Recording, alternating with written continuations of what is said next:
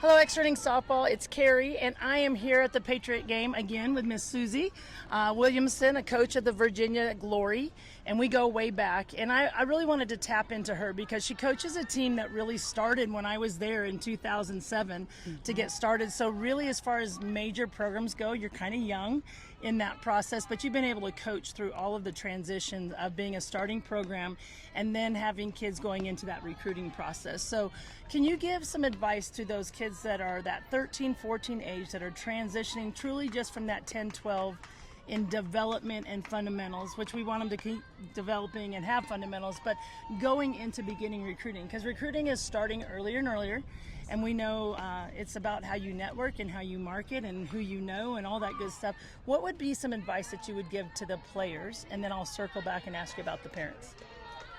For the players, actually, I would still focusing on my training and development. You want to be able to have something that's going to help a coach win. Mm-hmm. And also, I would look for someone that's going to give you honest feedback. Let's say you have aspirations to be playing for a Power 4 school, and your overhand velo is 50. Well, now you can go out and you can see kind of what an overall average is for a person playing at those schools. Yeah. If somebody's telling you, hey, it's fine, and whoever you're training with is say, hey, that's okay, you're not being honest with that player. Yeah. And honestly, I would be rather a little miffed if I was being told that's going to work, that's going to be fine, when they knew it wasn't, just because they wanted to be nice. Mm-hmm. So search for someone that's going to be honest, but do your own homework.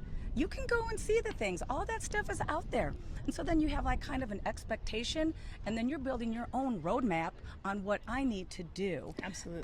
Because you have time, but you really don't. Mm-hmm. And when you think in your sophomore year, you know, that September 1st, after that summer, now the recruiting part, the relationship building really starts, but then you have that 1 year and you hopefully are done, and then senior year moves into like advanced college prep. Yeah. So the sooner you really grab hold, own it, reach out, do your own homework, kind of what your own things are, get somebody that will give you honest feedback and be somewhat of a mentor to kind of guide you through it, but you have to do the work. Mm-hmm. I think that's the way to go, and kind of maybe help you with expectations, because when September 1st hits, it's intense. It is. And oh my gosh, if expectations are not in aligned with maybe where you're at, it can be really, really tough. It's tough regardless. Absolutely. You could have 40 schools contact you, and the one school that was on your heart, let's say, doesn't.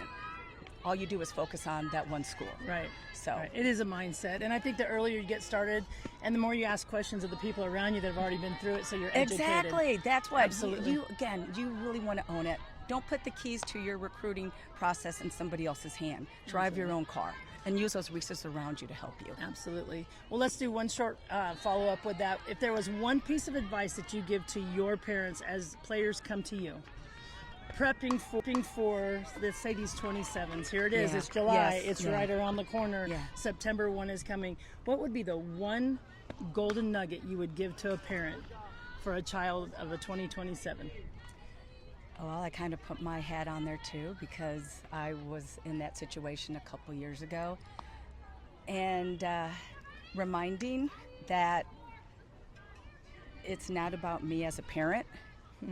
Amen. And it's not a judgment about me as a parent. Amen. So, you know, what happens with my daughter, that is her journey. I'm there to support her.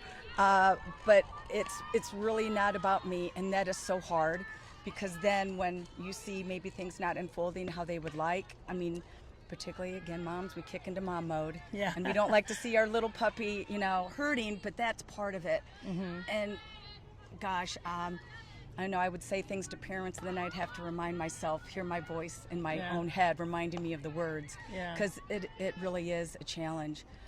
Kind of like a little analogy sometimes, I tell the parents, imagine right now the social media, our kids aren't really allowed to fail in private. Yes. Everything is on video. everything is out there for public view. Absolutely. Can you imagine if I took a camera and followed you around at your work, had you on video the entire time, particularly if you're learning something new, and then I put it out for everybody to see. Respond on it. And Absolutely. that is a little bit of what these kids are going through. Yeah. And the comparison game is really hard. And I think the golden nugget I always tell, and it's something I just went through with my own daughter too, is that, you know, if you're a person of faith, which I am, God already knows where you're going. Yes. And it's really your gift to unwrap. I love that. And I told her, like, I want you to be like that little kid running to the Christmas tree. You didn't care what was under the tree. You just Right. wanted to see what was there. Yes. And so that would be my golden nugget. No, I'm with you. Faith is so huge. Absolutely. That's- Susie, thank you for spending some time with us was this a afternoon. blast. Good luck. And Thank you. I don't want you to win it all, but you can come in second after my own daughter. Okay. Thank you. We'll meet you in the championship. All right, bye.